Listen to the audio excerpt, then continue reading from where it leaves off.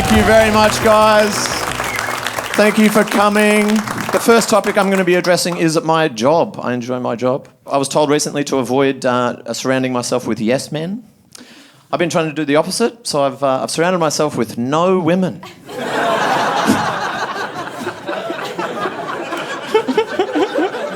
No women, just a bunch of really supportive fellas. They told me that joke was going to crush. Fuck, they're good to me.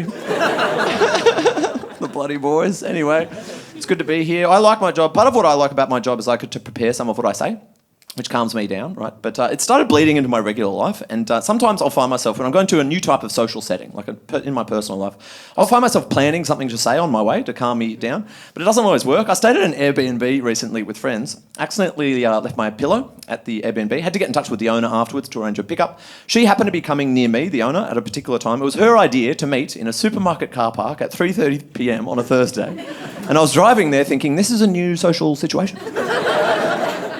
I've never been to a pillow pickup before. What does one say at a pillow pickup? So this is what I came up with on the way. I was going to say this. I thought it was pretty good. I was going to be like, this is like a drug deal. I thought that was a cute and disarming thing to say at a pillow pickup, and that calmed me down. And then I got there. I saw her with the pillow. I waved. She came over. She gave it to me through the car window, and then she said, this is like a drug deal. And I said, this is like a drug deal. Of all I had ready. I don't know how much you guys know about jobs, but this is probably the top job you could have, CEO. In a capitalist society, that's the best one. When I see that job title, I think, wow, CEO, that's an impressive and rich person. CEO, wow. When I see this job, pretty similar reaction, a bit lower, a bit more technical, I guess, than CEO, but CFO is still one of the top jobs. When I see the job CFO, I think CFO, wow. When I see this job, I just think, cool. Chief Operating Officer, yeah, operation of what? Pigeons? Fuck this guy. These are 3 more jobs. Prove me wrong. These are all quite similar jobs in a way you might not have thought of. They're all quite famous jobs, right? There's lots of TV shows, lots of movies about these jobs. But I think the day-to-day of doing these jobs would actually be quite boring, quite mundane, which is a problem when you consider the people who do these jobs have the ability to kill us, the public, at any time. Police can shoot, chefs can poison, pilots can crash. This is a big problem for society. We've made these jobs look cool. They're actually pretty shit. And in the course of realising they've been tricked, these people can kill us at any time. But don't worry. Society's already come up with a solution, and the solution was to give them all hats. And you know what I think's cute? The solution's working pretty great. They forget to kill us because they're so chuffed with their little hats. I guess the exception would be police. Unfortunately, they still sometimes do kill us, but no, I've got a solution for that as well. Bigger hats. That'll sort that, I reckon. Romance. Technology. I'm a big fan of technology. I'm a bit too addicted to my phone, if I'm honest. I've been trying to use Screen Time recently, which is an app on the iPhone. It gives you a statistical breakdown of all the different apps on your phone and how much you use each one, with a view to discouraging you from using your phone as much as you usually do. It's backfired for me, though. Now I'm just addicted to Screen Time. Can't get enough Screen Time. All that data. My relationship with tech has changed. I used to think that it was going to save the world. Now I feel like it's perverting human relationships. I feel like also technology is always finding new ways to humiliate me, in my life. I've got a few examples of that during the show. I snapped recently. One of the things I hate is anytime you have any interaction with a business, now they're following you for the rest of time. I bought this belt at a politics store in a Westfield and paid $20 cash. The guy in his early 20s behind the counter, I'm ready to go. He almost grabbed me. He's like, can I have your email address, please? And I snapped. I'm like, what are you going to email me? Are you going to email me in a month's time asking me how I'm holding up? Bit lame from me, but pretty quick. And then this kid, for whatever reason, loved it. He's like, that's hilarious. And then I was chuffed. I'm like, stop it. Can I have your email? It's more where that came from if you want it, buddy. This is true. I recently received an email from a fucking tunnel. This is a real email I received from the Cross City Tunnel in Sydney saying, based on your recent trip, how likely are you to recommend the Cross City Tunnel to friends or family? I remember reading this being like, mate, forget about the tunnel. You need to focus on your relationships with your friends and family. You recommending tunnels to each other? You need to start having conversations about some deeper stuff. But then I got distracted by this rectangle. I started thinking, that actually looks a bit like a tunnel. Then I noticed, I think every number in the rectangle corresponds exactly to my rating out of 10 of the tunnel at that point in the tunnel. Because I'd never been in the tunnel before. At the beginning of the tunnel, I was 0 out of 10 likely to recommend the tunnel to my friends or family. Who would I be to recommend something I myself have never experienced? But as I moved through the tunnel, I experienced more of the tunnel, and by the end of the tunnel, I'd moved successfully through the tunnel. I hadn't died or anything like that. It had served its purpose as far as tunnels go, as far as I was concerned, so 10 out of 10, I guess. So I emailed all of that to the tunnel company. You're going to hate this. They didn't even have the decency to respond. I know. So I lashed out again. This time I lashed out in a way I knew would hurt them. I texted my sister. And I emailed my best mate.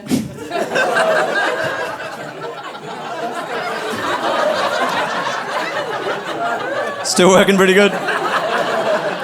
Not too bad. Thank you for wooing my belt, sir. Thank you. I'm a bit of a language guy. I get persnickety about language sometimes. And for that reason, I wanted to share my favourite phrase. My eyes light up every time I hear this phrase. It doesn't happen often. Often a woman says it, and it's only said in the context where 2 or more men are arguing with each other. Sometimes someone will pipe up and they'll say the phrase. They'll say, hey, let's not turn this into a dick measuring contest. I love that phrase because I'm always like, why not? Sounds better than this argument. Let's conduct a dick measuring contest. Because I think I'd do pretty well in a dick measuring contest. And I'm not even showing off. Because you hear that phrase, you assume the winner of the contest would be the person with the biggest dick. But the phrase isn't biggest dick contest. It's dick measuring contest. Technically speaking, the person who wins that contest is the person who is the best at measuring. And I think that could be me. I'm fantastic at measuring. Not only am I a precise, details-oriented guy in general, I've got specific experience in this area. During my teenage years, I measured my cock once a fortnight for half a decade, I reckon. Like, tag me in, coach. Are you kidding? This is my dream competition scenario. I've been accidentally training for something like this my entire life. So that's my fantasy. Anytime I hear that phrase, my mind immediately goes to a fantasy where I'm in a big room with like 10 Adonis men.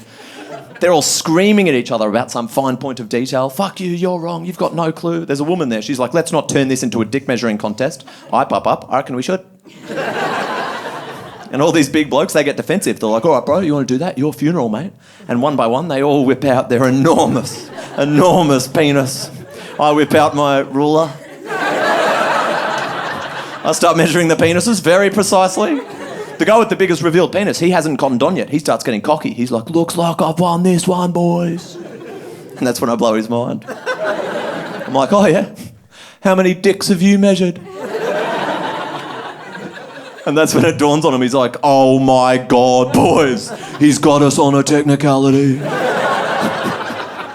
That's when I pull down my pants to reveal the biggest penis in the room. Fuck off, it's my fantasy. And they're all like, oh my God, it's huge, but it looks nice as well. This guy's awesome. Let's be friends with him. I'll stop there, but that is not the end of the fantasy. Bit more to it. Tell you another phrase I like. I like the phrase, this is not my first rodeo. Yeah, one fan down there. Sounded a bit like a horse, actually. Famously at a rodeo. That's one of the things you might see. I like that one for a few reasons. First of all, because it alludes to the imagery of a rodeo, which is fun. You can't say that for most phrases. But also, I'm still making noise down there. You fucking love this phrase. Do you have a reason why you love the phrase so much? Oh, you can't talk. Just thinking about the rodeo. Sorry, I don't usually make a point of making fun of people in my comedy crowds for laughing, but I thought I'd make an exception. If I see you fucking giggle, mate, I'm coming down there. That joke's funny because he hasn't been. Oh dear. Anyway. Yeah, I like that phrase. I like it. It's always said in the same tone. It's always said in an arrogant, condescending tone because it's always said in the same context. It's said in the context of someone being accused of never having done something. They get defensive, and they're really annoying back. Right? My fantasy with that phrase is to say it at my first rodeo. But I wouldn't want to lie, so I'd remove the word not from the phrase, but then still deliver it with the same confidence. Just for absolutely no reason. So I'd get there at the event, I'd be walking around, all new sights and sounds for me. Someone might come over like, hey, how are you finding things so far? And that's when I'd go crazy on them. I'd be like, this is my first rodeo. And then I'd pull down my pants to reveal the biggest cock at the rodeo. Everyone would be like, oh my God, that's the biggest cock we've ever seen. It's bigger than the horses. So I should have clarified, a lot of my fantasies end with me pulling down my pants to reveal the biggest cock anyone's ever seen. Who knows what that could possibly mean psychologically? Let's not look into it. Tell you a phrase I don't like. I don't like the phrase, peeping Tom. Because my name's Tom. And if you're not familiar with that phrase, most of you are, but if you're not familiar with that phrase, that's the phrase that legitimately even the authorities use to describe someone who gets sexual gratification from watching someone without that person's knowledge or consent while that person is naked. Like at best, that's an immoral act. At worst, that's a criminal act. And my name isn't the main way to describe it. Fuck off. They don't do that with other crimes. No one calls murder Angry Steve. No one calls arson Cheeky Charlie. No one calls having 10 terabytes of child porn on your computer Curious Colin. I'm saying they don't call it that. Meanwhile, there's some weirdo masturbating in a hedge. Even the cops are like, classic Tom behaviour. Like, fuck off. Leave my name out of your goddamn mouth. My fantasy with that one. No. I'm sorry. I do like being a bit much sometimes, deliberately. This is a funny thing I've done in real life a few times. It's a bit much. I think it's funny. You can do it too. It happens, you know, when you're just out there in the world, someone you don't know can come over and they'll just give you their phone out of nowhere. And they'll say, can you take a photo of me and my friends, please? And you kind of have to say yes. And they just arrange themselves with their friends. You've just got this person's phone for 5 or 10 seconds. I like to change it to the live photo setting. It's often already on the live photo setting, but if it's not, I'll change it to that. And if you don't know what that is, most of you probably do, but it actually takes a little video, a live photo. So once it's taken, if you hold your finger down, which a lot of people do to select the best photo from it, it plays a little video, including the audio. So I'm there like 10 metres away, I'll take multiple photos. People like it when you take multiple photos. I'll just whisper stuff. I'll just be like, I love taking photos. I wonder why they chose me to take the photo. I must look so good at taking photos. Perhaps I should request a silly one. Oh, how I adore the silly ones. You can try that as well. Sorry, I forgot to change the slide. That's the topic we're on now. Yeah, this is unfortunately part of my life sometimes. I'm worried about this being taken out of context, so I don't want it next to me for too long, so I've created an acronym, ASLASP. And so now you know what I mean when I say ASLASP. I have a few ASLASP stories to tell you. Unfortunately, it's a bit of a part of my... It's fun to say. If you nail it. It's difficult to say, but if you nail it, it's fun. ASLASP. Do it later. Probably the worst ASLASP experience I ever had was a few years ago. One of the first times I ever performed on the TV show The Project, which most of you are probably familiar with. It's a news show, and it's a nerve-wracking show to do because it's live. Whatever you say goes out to people watching at home immediately. And it was particularly nerve-wracking when I was new. And this ASLASP story takes... Oh, fuck that one.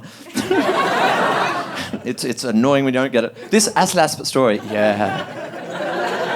Maybe the third time I'd ever done the show, right? And to understand this story, you've got to know what happens when you're on that show. It's on at 6:30 p.m, but there's a meeting at like 3 with the other panellists and some producers where you talk through a few things. One of the things you talk about is the topics you're going to chat about. You don't want to have the same chat in the meeting as on the show, then it'll seem rehearsed, but you need to know someone's going to have something to say about these topics, otherwise the show will be awkward.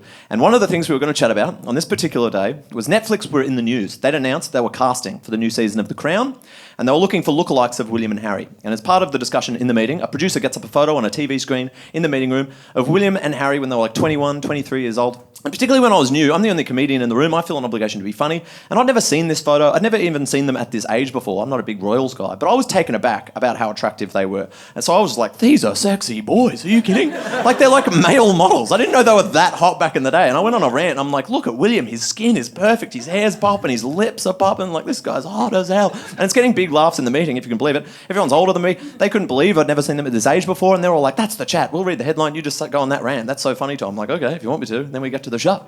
It's 6:45. They read the headline. The other's like, hey, Tom has never seen them at this age before. I go into my rant. I'm like, these are sexy boys. William in particular, his hair and his skin, but it's not getting the same laughs that it was in the meeting. It's when I look down at a monitor, which shows what's being beamed out to people watching at home, and it's a photo of William and Harry when they were 12.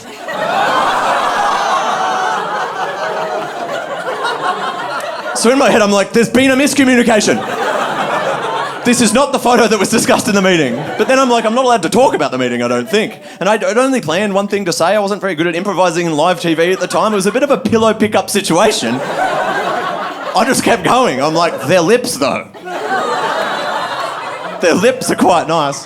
The others are professionals. They're like, no, this is creepy. They moved on. We went to an ad break early. I remember sitting there in silence in the ad break thinking, that could have gone better, I reckon.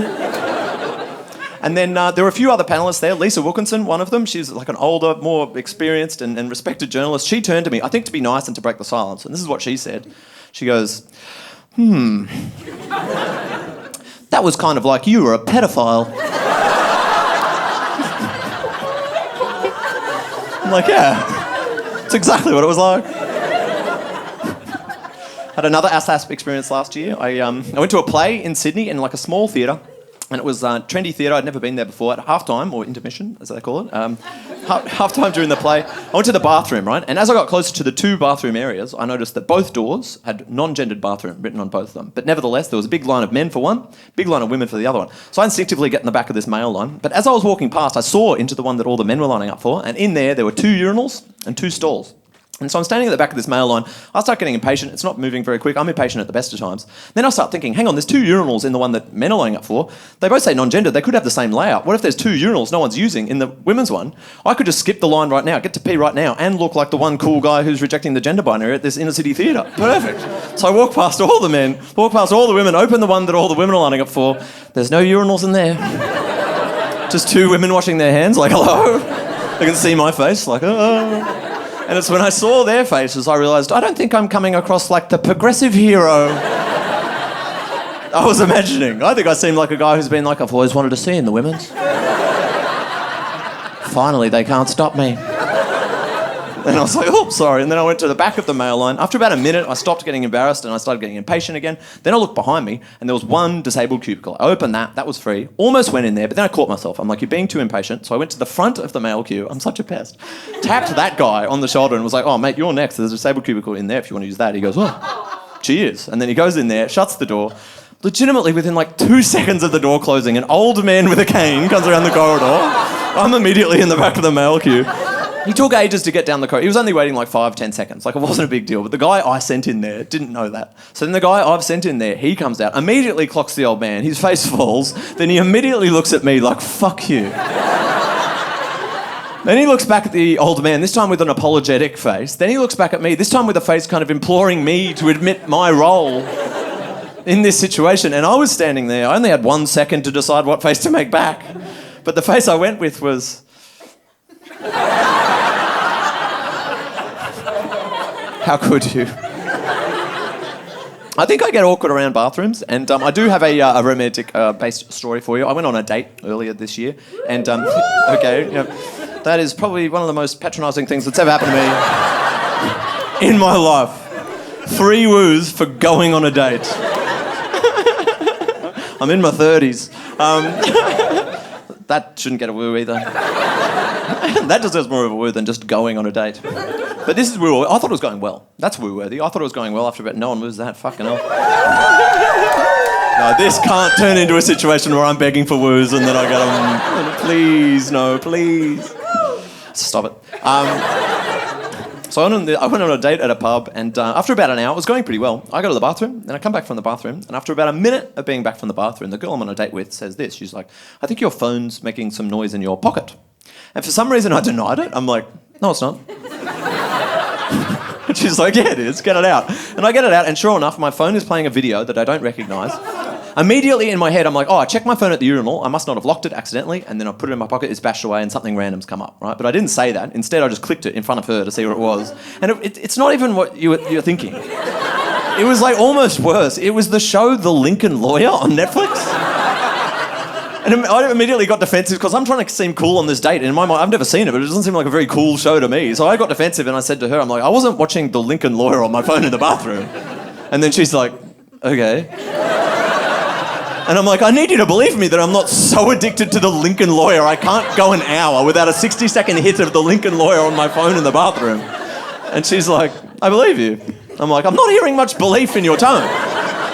She's like, I believe you. I'm like, that's worse. And then I found myself launching into an argument, which I thought was pretty good. I'm like, you know how long I was gone? I was only gone for 60 seconds. And there wouldn't be that many scenes that were 60 seconds long that were discreet enough to be satisfying to watch in that period of time. Probably only 3 or 4 per episode. And the only way you'd know where those scenes were if you'd seen the episode. If you haven't seen the episode, you wouldn't know. And if you have seen the episode, then you would know. But then you would have seen the scenes and you'd know what happens in the scenes, which would also make them unsatisfying to watch. I started to feel like the Lincoln lawyer. I was making some pretty good points, I thought. But then I noticed she wasn't into it, so I tried to segue out of this discussion. And my segue out was, have you seen the Lincoln lawyer? But then it made it look like I did all this to provoke a discussion about the Lincoln lawyer. So, yeah, she didn't want to hang out again. And that's fine. That's fine. But what's not fine is now every time I turn on Apple TV, it teases me. It says, continue watching the Lincoln lawyer. I'm like, I've never seen it. I swear to God. Every week it's like, continue watching, continue watching. Eventually I clicked it. It's pretty good. Highly recommend the Lincoln lawyer. Sometimes algorithms do fuck me over, but I'm generally a bit of a numbers guy. I get quite defensive about numbers, I guess. I don't appreciate that certain numbers are funny to certain people. Like, there's a few numbers that people consider funny. This is an example of one, 420, right? I mainly hear this in the context of people trying to convince me to smoke marijuana. They'll say this, they'll be like, it's 420 somewhere. To which I always say, wrong. I looked it up, actually. There are 38 time zones worldwide. 27 are separated by increments of an hour, 8 by increments of 30 minutes, and 3 by increments of 15 minutes, which means at best there are 3 times per hour. It's 4:20 somewhere, 20 past obviously, 10 to, and 5 past, which means 5% of the time it's 4:20 somewhere, 95% of the time it's 4:20 nowhere. And usually by that stage they have stopped offering me marijuana. But this is the big number that everyone finds hilarious, right? Yeah, it's got some fans in the room.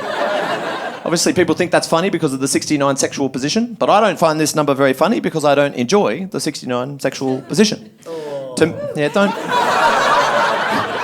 That's a guy who loves 69ing so much. Even the idea of a guy who doesn't evokes, oh no. I want all my bros to be 69ing and getting all the pleasure they deserve. Not only do I love it for me, I love it for everybody. Fuck, he loves 69ing, that bloke.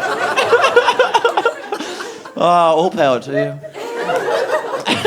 It's not that bad, I guess. I get into it, I'm like, yeah. Let's go do it right now. I don't know, I don't like 69ing. For me, the funniest number is the number 600,169. I'll explain why. So the 6, that's me. The zeros, those are hedges. The one that's a window, and those are my neighbours. Every time I see the number 600,169, I say, nice. And it's just occurring to me that you could be one of my neighbours. I've got great relationships with my friends and family. We mainly just discuss tunnels and recommend various tunnels to each other, stuff like that. I've got another embarrassing story. I fucked my sister over accidentally recently. I know, it's bad. Fucked her over. I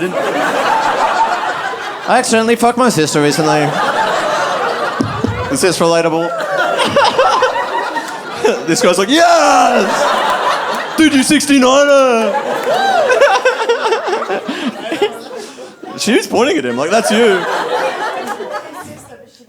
Oh, the sister was going to come. Okay, so something funny could have happened. Thanks for that contribution. So I'm getting bitchy. I don't know what. Oh, I'm sorry. I'm having a good time. No, I betrayed my sister. What's another word?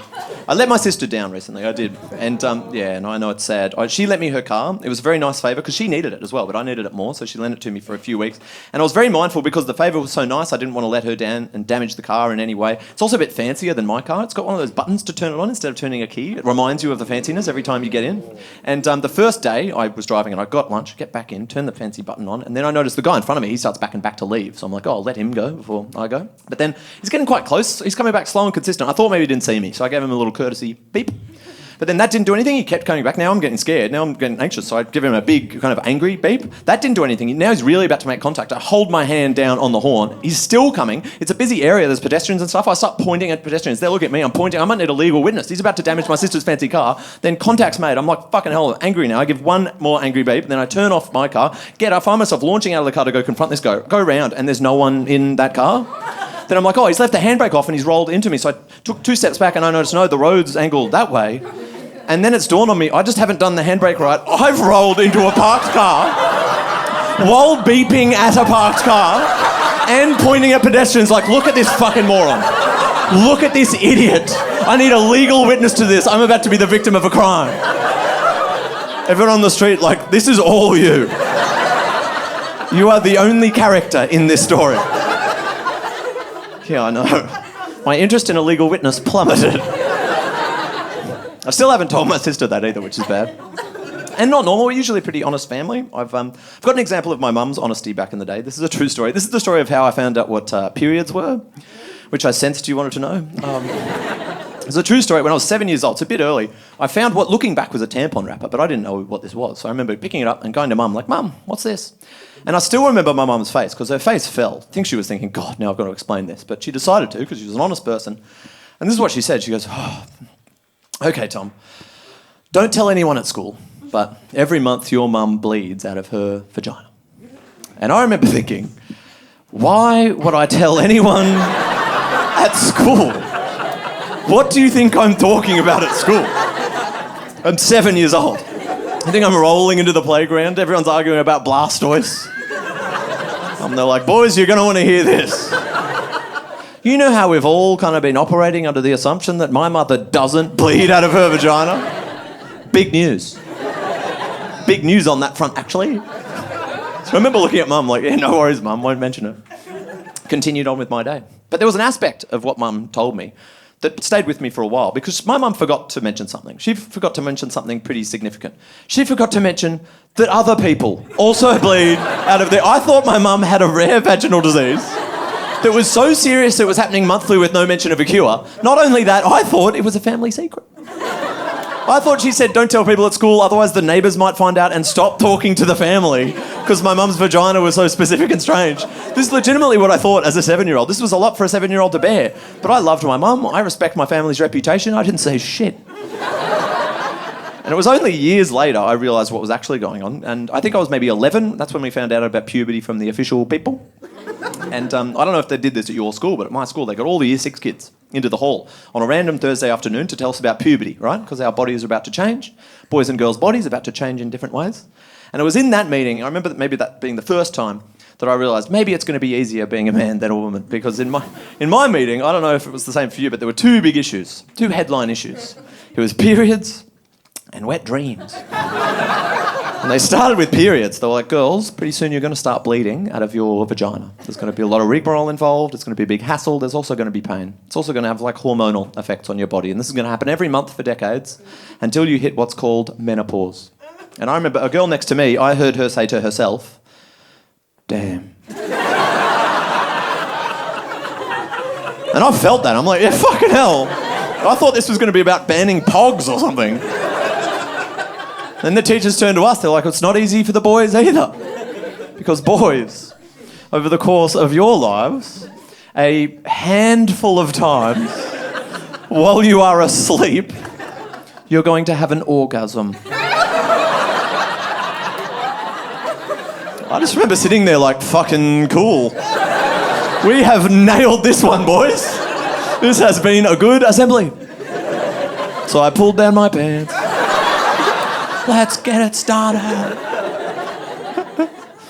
Health, obviously a very important topic. I should say my mum was a GP, so I'm pro-GP in the medical system more generally. But I say that because I'm about to tell you 2 negative experiences I've had with GPs. But I don't think they're endemic. I think that's just specific to these people. The first one happened like 3 years ago. I went and got a skin cancer check, which is a good thing to do if you haven't done it. If you haven't done it, what happens is you go in and they strip you down. They don't do it, you've got to do it. But they then check your moles to see if you've got any melanomas, right? And I was fine. But at the end, the doctor was saying this, and this is good to know as well. She said you should check your moles every 6 months to see if they change shape, because apparently if they change shape, that's a bad sign. I don't know how you're meant to remember the shape of all your moles. Like, I've got other stuff on. Not every day is mole day for me like it is for you. But then she says this to me, I swear. She's like, do you have a girlfriend who can check the few moles you have on your back? And I said, no. And she said, well, thanks for coming in. So that's the policy, apparently. If you've got a girlfriend, get her to look. If you don't, die. Great. Now I'm real stressed on dates. Girls are like, what are your hobbies? I'm like, what's your attention to detail like? Here's 5 photos of moles, 2 of them are the same mole. Identify them at once. But then the worst doctor experience I had was early this year. I went in for a rash, and I don't have like a regular GP. I went into a random medical centre and clicked random available doctor on HotDoc, like the software, get assigned to this guy, and he diagnosed me with athlete's foot, or in my case, foot. I'm joking, obviously. It was athlete's foot. I was very thankful for the diagnosis, and this guy prescribed me a cream to use every day for a month. It's a lot of cream usage, but I did it. Sometimes you don't do it. I did it. And after a month, nothing had happened. So I went back in to the same medical centre, clicked random available doctor again, and I remember waiting there, and then the same doctor, just by chance, had been assigned to me. He calls my name. I'm like, oh, it's the same guy as before. Go into his office. He didn't remember me. He's like, oh, how can I help you? I'm like, oh, I saw actually you a month ago. You diagnosed me with athlete's foot. Thanks for that. And the cream hasn't been working, so I guess I'm here for a stronger cream or something like that. And I think he got defensive. I think he thought I was saying that he did a bad job last time. So his next question wasn't very doctory, in my opinion. This is what he said next. He's like, are you a sweaty guy generally? And then I got defensive. I'm like, I think a normal amount of sweatiness. And then I swear to God, he's like, oh, really? Then how do you explain the big sweat patch I saw on the back of your chair in the waiting room after you stood up? I know. I'm like, I didn't know the diagnosis started in there. This guy's good. But I was proud of what I said next. I said, I think we should be focused on the solution and not blaming the patient. And he said, well, sweat is linked to tinea. And I said, well, I don't think this is any way to talk to an athlete. And only 2 hours later, I received an email from HotDoc asking for my feedback. And I pulled absolutely no punches. Proof I can be assertive when I need to be. I get negative online feedback after my job sometimes. I wanted to share with you my favourite bit of online feedback. This show that it's relevant to happened like 7 years ago. 2017, I was doing a show in Wollongong in New South Wales, and it was in the town hall, 500 people there, a fun community event, and I was hosting a competition for new comedians called Raw Comedy. A bunch of new comedians doing 5-minute spots, and I was the host, and about halfway through this show, I was side of stage. There was an old man with like a dog puppet, don't think he'd ever performed before, all very cute. He was on stage, and then a baby starts screaming, right, and disrupting the performance. And he's not getting laughs anymore. He just keeps going with his performance, but it's my job as the host to go on and make sure the baby stops making noise, right? So I remember going on. I remember being mindful, and I remember saying, I don't have a baby. I don't know how to make babies be quiet, but whatever needs to happen to make babies be quiet needs to happen to that baby. And then I told a joke, and then the baby wasn't being quiet. I'm like, that baby needs to be quiet. And then I told another joke. Then I saw a woman leaving with the baby. I was like, thank you, baby. Thank you, mother. That's the end of it, as far as I was concerned, till the next day. The next day I received a message on Facebook, and I'd like to share it with you now. It starts, hello.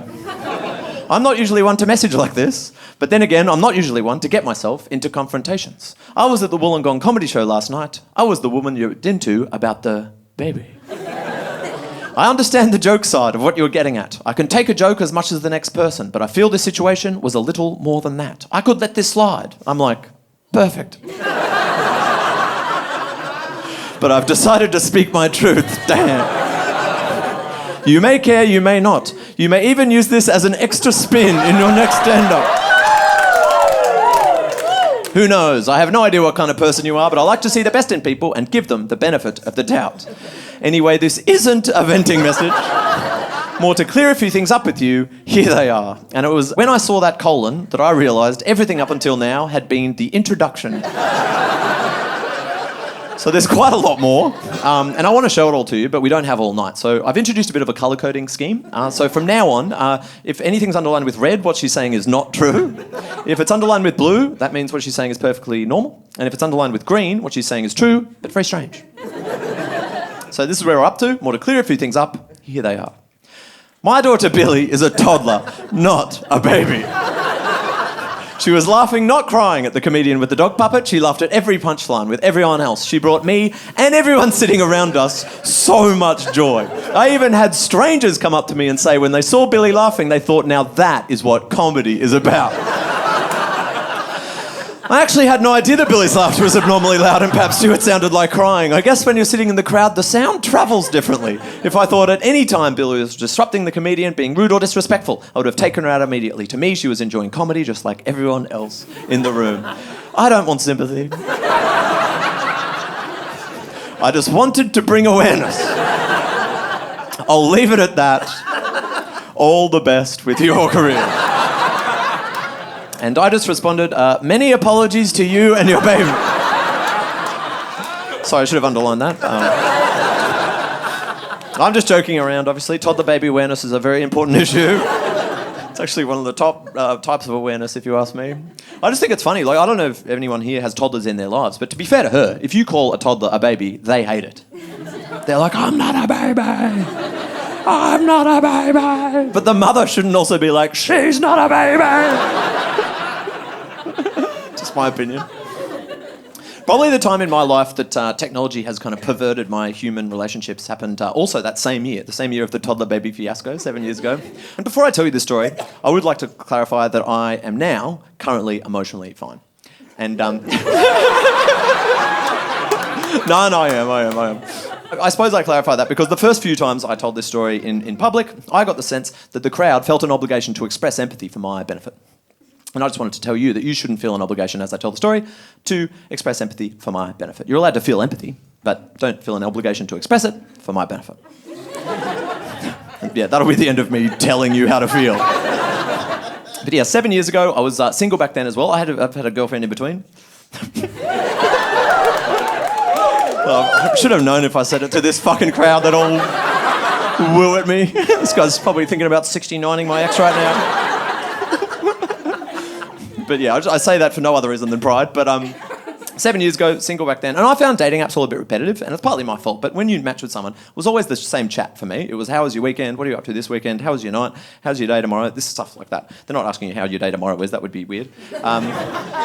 But it's partly my fault. But I remember at a random time, random day, in the middle of 2017, it was a Friday night, and I went to a pub. I got there a bit early. I was meeting friends at like 9, got there at 8:40. I get a beer, I sit down by myself and muck around on my phone by myself, and I matched with this girl on Tinder. She looked like fun in her photos, and then she opened the chat immediately after we matched. And she didn't start with, how's your night, how was your day, anything like this. She said something different. She opened with, fuck you. I know, and I'm like, oh, fuck me, why fuck me? And what emerged after that was a dynamic I'd never had on these apps before, where she was basically, how I'd describe it is, she was doing kind of like roast comedy on my photos, saying some pretty funny stuff. And I'm a comedian, I was doing something a bit more subtle. I was doing like an ironically bad job of defending myself, right? So she'd be like, your hat in your third photo sucks. And I'd be like, oh, I thought this was Tinder.com, not hatexpert.com. And then she'd be like, that reply sucked, and then I'd say something bad, and then she'd make fun of that, and it was a new type of flirting I'd never had on this app before, and it was a bit of fun for 20 minutes, and then my friends got to the pub, I said goodbye, and then we didn't talk for another week. And then the next week, on a Friday or Saturday night, around the same time, she hit me up again, and it was the same vibe again. She's like, hey, idiot. I'm like, oh, we're back on, it's this girl. And we did this every Friday, Saturday night. We only ever spoke at those times, and we did it every weekend for about 3 months, I reckon, which I know now is too long. I was talking to other people during that time as well. It wasn't just me and her. The fuck you, I was. And I remember after about 3 months, a friend of mine at a party, he asked me, how's your dating life going? And I described this dynamic to him, and my friend was mortified. He's like, Tom, this cannot continue. You've never had a real conversation with this girl.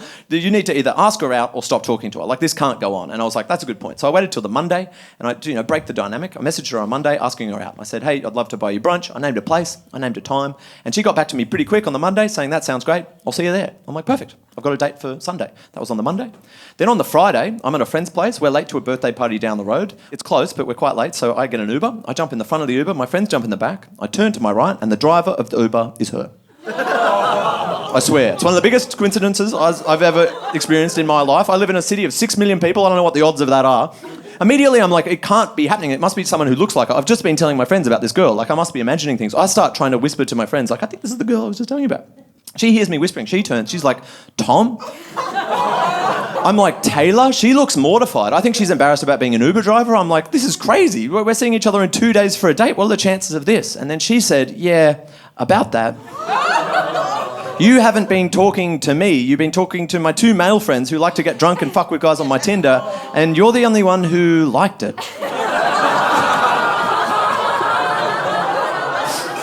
So I'm in the front like, cool, okay. My friends are in the back like, oh my God. This is the funniest shit we've ever seen in our lives. And so the next 3 minutes, it was a short journey. I don't remember what we talked about. My head was spinning, trying to put this all together. I remember talking to her about like what the pub she drinks at or something. I remember getting out, shutting the door. You're going to hate me, but my first thought as I closed the door was, we haven't clarified whether we're still on for Sunday. I knew we probably weren't, but I thought it may as well clarify. So as she drove away, I got on Tinder and I was like, are we still on for Sunday? She didn't respond with words. She responded with a GIF that you might have seen before of Jonah Hill going like that. Yeah, that's a no, if you're not familiar. And I remember looking at Jonah Hill's face when another notification popped up on my screen asking me to rate my ride. I remember thinking, I don't think any of the numbers out of 5 correspond to the very specific experience I've just had. But I remember I clicked 5 out of instinct, and then my friends ran over and forced me to also click great conversation. They argued it was objectively one of the best conversations they'd ever seen. So that happened like 7 years ago, right? And I suppose as I'm putting the show that I'm doing now together last year, you know, you're doing new stories, you're telling new jokes on stage, and I started thinking, oh, maybe I'll tell that story that I just told you as part of this show this year. And I started telling the story. I told the story a few times. And as I mentioned, I'm single again now. I'm not on Tinder anymore. Now I'm on the dating app Hinge, which is like the classy version of Tinder. And if you're not familiar with the functionality of these apps, on an app like Tinder, 2 people like each other, then they can communicate. But on Hinge, you can send anyone a message if you can see their profile as a comment under one of their photos. And late last year, as I've started doing the early versions of what this show is, I received a new notification on Hinge. So I clicked to see what it was, and it was a message from someone called Tayla. She said, Tom, this is just an apology for our previous interactions on dating apps. No reply needed. I just wanted to say sorry. I looked at the photos, and it's her. And yeah, look, my first reaction was I legitimately appreciate the apology. Like, as I said, I'm emotionally fine now, but I remember it. So I replied immediately being like, look, I appreciate the apology, thank you, and I forgive you. I obviously remember that. But I also said, I don't know if you know this, but I'm a comedian. I was already planning on telling this crazy coincidental story as part of my show this year. Could I have your email address and ask you some questions about it? And she agreed. So now I'd like to tell you the same story, but from Taylor's perspective. So I turned into a journalist for myself and asked her all these different questions. She was nice enough to answer a bunch of them, and I wanted to share the highlights with you. So this is my first question. Do you remember any quotes from the back and forth on Tinder? She said, the boys weren't too creative at the best of times, and most of the messages would have been sent after beers in the townie, also very telling of my life at the time. I think you had a photo on a scooter or something wearing a helmet, and they asked if I would mind them messaging this melt. Exact words, one of the guys was English. So this is my first quibble with her account of things. As soon as she said helmet, I remember the photo she's referring to, and it wasn't a scooter, it was a Segway. Can you believe I thought this was an acceptable dating profile photo 7 years ago? Like, to be fair to these boys, imagine you have an arrangement with a female friend where you fuck with guys on her Tinder and then you see this photo. You'd be calling people in the pub over, like, this is going to be the best fun we've ever done. But I didn't know what this melt meant either. I think that's an English thing. So I remember as I got that email, I immediately Googled it. And the first thing to come up was a Love Island dictionary. I started getting cocky. I'm like, maybe it means someone who makes your heart melt. No, turns out it means an idiot. Most commonly who is acting all soft and pathetic over a girl. And yes, the colour coding scheme is still in place. Then I asked, how did you feel when I got into the car? What was your experience of that? She said, I immediately recognised who you were and just thought, well, isn't this the consequences of my damn actions? So that felt fun to read. And then I said, was I the person who kept chatting to you guys the longest? She said, yes, by far. Most stopped replying after a message or two, or my friends lost interest. But you kept going, and you're responding in detail rather than just a few words. Wordsmith. I couldn't help focus on this bit when I first read this. All my friends lost interest. I'm like, that alludes to a lower category of guy, even than me. I thought I was the big loser in this, but no, I reckon there's a lower category. If you think about the breadth of responses they probably received, based on intelligence and maturity, I reckon I'm here. Like, yes, I admit, there's lots of categories above me. Guys who didn't reply, guys who figured out they were being messed with, guys who stood up for themselves, guys who eventually found it tiresome. I enjoyed it for some reason. But below me, guys who were too boring to even bother. But then, a few months ago, when I made this slide, I remember looking at my computer and realising, oh no, I think I've accidentally just created an even lower category than all of these. Guys who enjoyed it and are still trying to rationalise to this very day.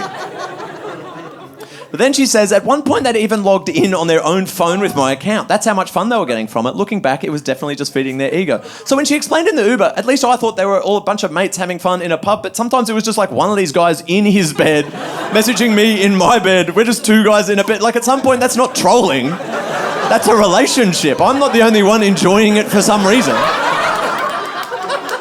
But then, get this, she says, then I remember as a group we were going to a comedy show one night, but I got called into work last minute and they messaged me to say you're on stage. So I think that really helped. Yeah, they came to a fucking show. This is 7 years ago as well. It would have been a small show. That means there's a show I did 7 years ago where I was on stage getting laughs from the crowd. I thought the laughs were people enjoying the performance, but there was a sizable proportion of people in the crowd who were currently catfishing me. And I'm up there being like, this is going better than usual. Maybe I'm developing as a performer. But then she says this, I'm no longer friends with them and don't even keep in touch on social media. They were pretty crap people and likely still are. And that kind of touched me. I was like, good for her. She's changed, clearly, over the last 7 years. She's reflected on her behaviour. She doesn't talk to these guys anymore. She's apologising to me now. That made me jealous. I'm like, I'm not very good at reflecting. Have I reflected on my romantic life and why I enjoyed that for some reason? I'm not sure I have. So I thought I'd try to reflect. And I thought, what's the easiest way to reflect? And one that I've used before, I thought, what better way than the 0 to 10 spectrum? So I think I'd give myself maybe 3 out of 10 in terms of my romantic life, because I'm easy to trick. I confuse novelty with connection. I get way too excited to receive even negative attention. I rely too much on the online world for romantic validation, but on the plus side, The Lincoln Lawyer is available for streaming now on Netflix. So I emailed all of that to the Tunnel Company, and they said cheers. That's the end of the show, guys. Thanks so much for coming. Appreciate it. And I think you'll enjoy this video. I've never seen a young Prince William and has been transfixed by... I wanted to make a joke about like William not being the best looking one, and in my mind that Harry's the best. But look, he's beautiful. I had no idea how beautiful William is. He was like, oh my God, it's kind of, he's a bit like an angel child. He's got beautiful skin. Yeah, God, that suit. I reckon he uses argan Beautiful oil. wavy hair and his lips. It's like, That's I am transfixed. He's really creepy. Oh my God, it's kind of, he's, Oh my God, it's kind of...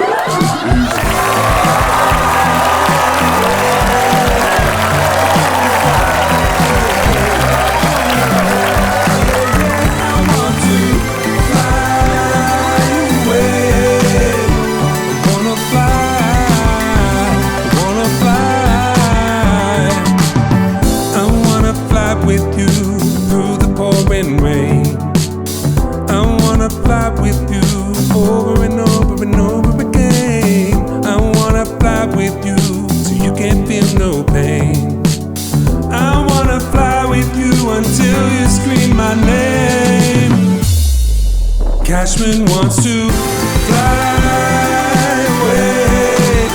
He wants to fly